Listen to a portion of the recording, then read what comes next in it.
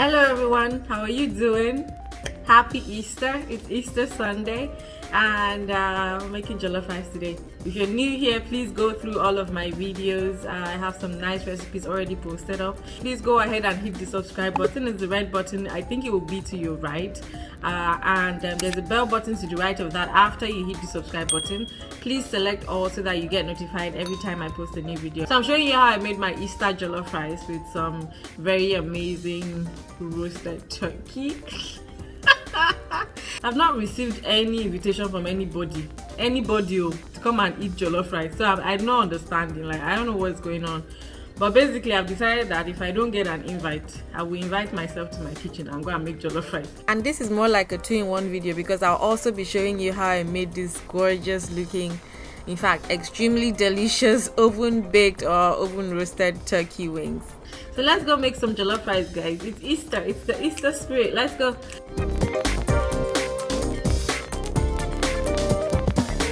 First, I measured out the turkey just to be able to tell you guys accurately what the size is, but there are about 8 pieces of turkey flats.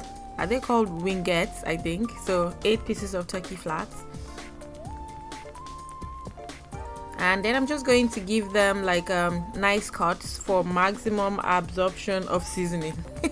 So yeah, if you cut them like that, it means that seasoning can seep in more easily, and then you just get an all-round sweeter result. Next, I have 2 onions and 1 scotch bonnet just to season the turkey and make the stock that I'll be using for the jollof rice. I'm going to add 4 cubes of Knorr, about a tablespoon of chicken soup base, a tablespoon of crushed garlic, a tablespoon of crushed ginger. I'm using the dried ones today, so if you have fresh ones you can do that. That's a tablespoon of chili powder, and a teaspoon of salt, and a teaspoon of chipotle seasoning. I'll be showing you all of these and like the types that I'm using in just a bit. Then I added the onion paste that I just showed you. Then I added 2 cups of water, and I'm just going to let this boil for about 25 minutes, but I stir it first, just to make sure that the seasoning is evenly spread across the turkey, and then I cover it and let it cook for about 20 to 25 minutes tops.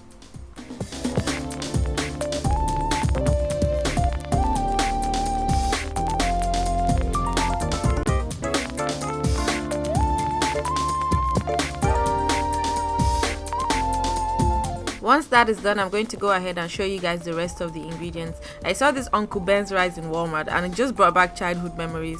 It has some cooking instructions on the bag that could prove to be useful, but I'm going to adjust mine just a bit, as you would see. And then I have the pepper dem gang.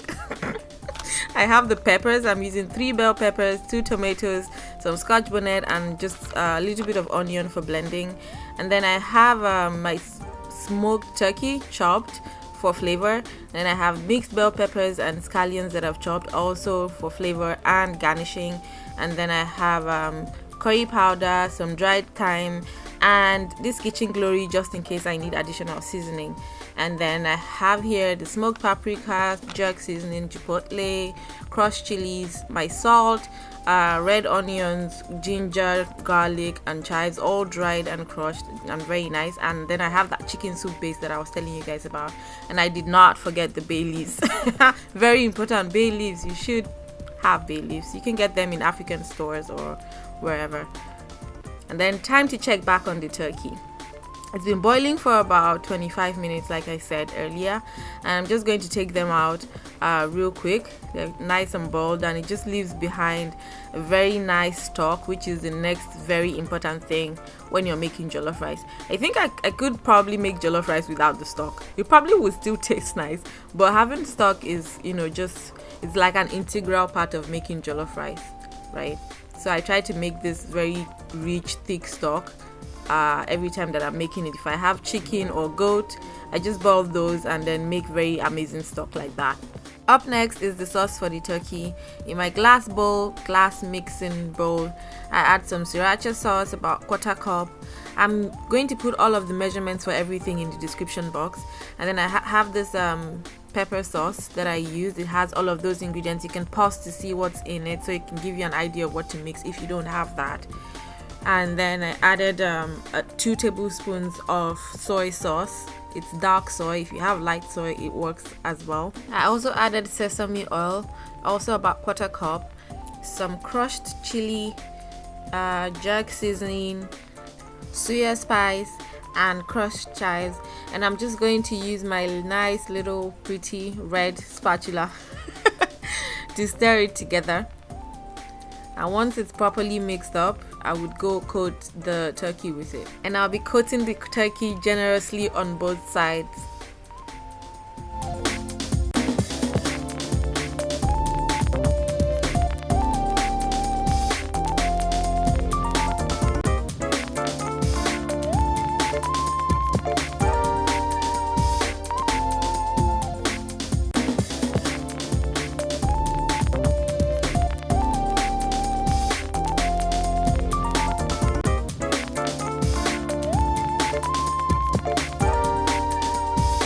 So once I'm done coating the turkey, I'm going to toss it in the oven to bake at 480 degrees for about 30 minutes on both sides, or it could stay longer.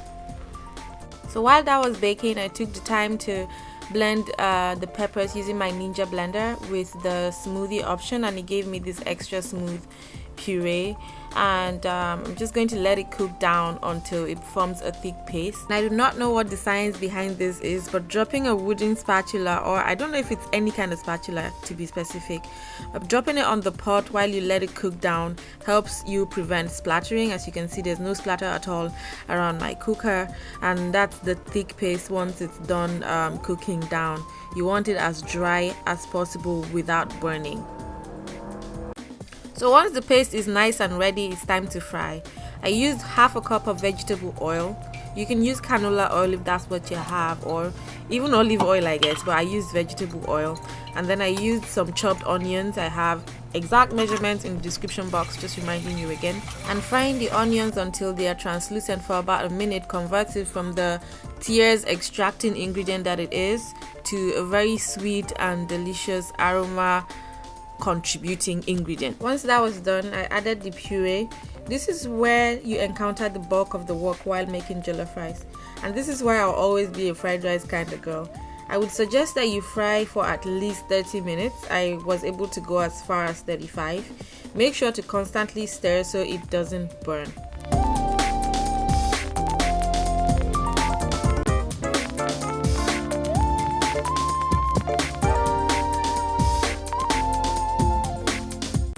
This is what the paste looked like at 25 minutes, and this is what it looks like at 35 minutes, just 10 minutes later. It just gets better and better as you fry, but I was only able to stay 35 minutes like I said earlier. Next, I added the turkey stock. I was able to get 2.5 cups. Just to mention that I'm actually making 3 cups of rice today. I just realized I hadn't mentioned that at all today. Now I'll show you my cooker so you see the level of heat that I was frying the puree on, and what I will be cooking the rice on from now till finish, which is that level 8. Just to mention that you should always taste your food. If you follow the measurements that I have here, you should have yourself a pretty amazing pot of rice. But since taste is subjective, and I'm aware that you might be substituting some of the seasonings, then you should taste it to get exactly what you want. I've just allowed this to simmer just to bring it to a boil basically, and I'm going to add some water. Like I said, I'm making 3 cups, so I'm aiming at having a total of 6 cups. That's 1 cup to 2 cups of water. That I used 3 cups of water to rinse out the blender, so I have 5.5 now. I'm going to be adding another 1/2 cup later. Then I just added the rice. Like you've seen, I washed the rice. I didn't parboil. I just washed until I got clear water and just added it directly inside. If you're used to parboiling your rice before doing this, maybe you should do it the way you're used to, but I mean, for jollof rice, I just would normally pour the rice in directly. I wash with like warm water from our tap until I have clear water, and then I put it inside. Now I'm going to add the smoked turkey. If you don't have smoked turkey, you can skip it. That's a teaspoon of curry powder and a teaspoon of dried thyme. And then I added chili flakes just because I like the flakes. And then I added 1 heaped tablespoon of smoked paprika and an extra tablespoon of the chicken soup base. So I stirred it. I tasted it. I felt like it needed a little bit more seasoning, so I added about a teaspoon of that Kitchen Glory seasoning that I showed you guys in the beginning. Just a quick reminder to leave a thumbs up if you're enjoying this video. Please leave me some feedback in the comment section. Share this on your social media platforms, and please subscribe if you haven't done so. In goes the bay leaf, quick stir, half a cup of water, another quick stir, and I'm going to cover it with a foil paper, and I'm going to let it cook for 25 minutes. Set that timer, guys. Do not open it until complete 25 minutes. While I'm waiting for like the 25 minutes for the jollof to be done cooking, I'm hungry, so I'm gonna start with some of the turkey. Look at how gorgeous it is. Yeah, it's beautiful, right? I know. So I'm gonna eat this one, as I'm using it to taste it. And then we're going to wait for the jollof rice to be done cooking. I can't deal with how sweet this one is.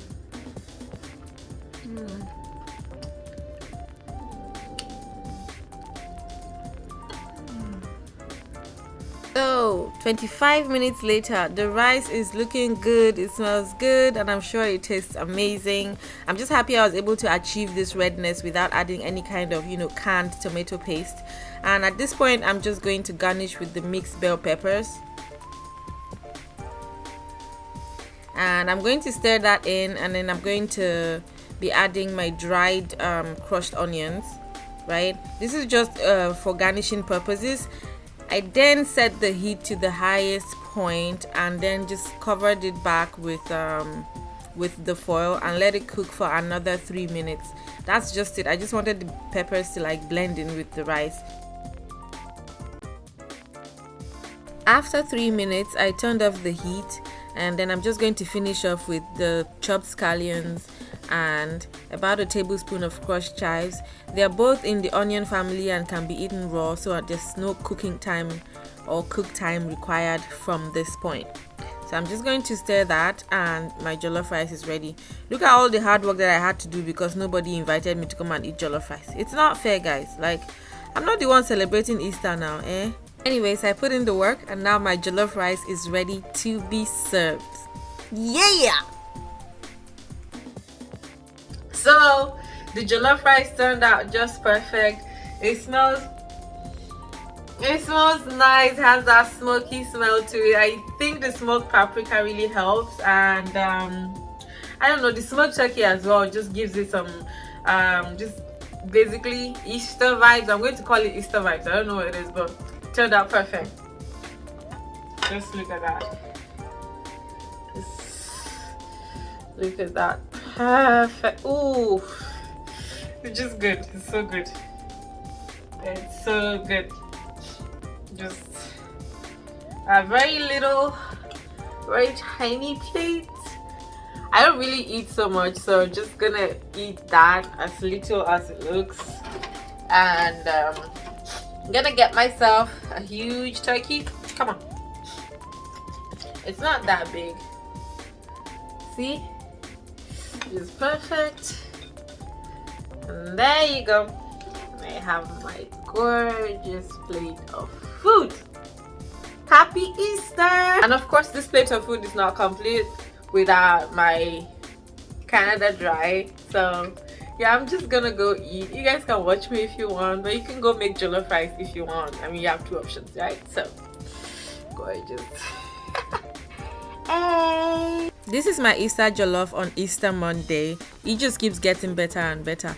Now I have a quick question for you guys. What do you do with the bay leaf when you're done cooking your jollof rice? Do you like wash it and make another pot with it, or do you throw it away? Let me know in the comment section. Thank you so much again for watching, and I will see you this Friday. Please have yourselves an amazing week. Bye.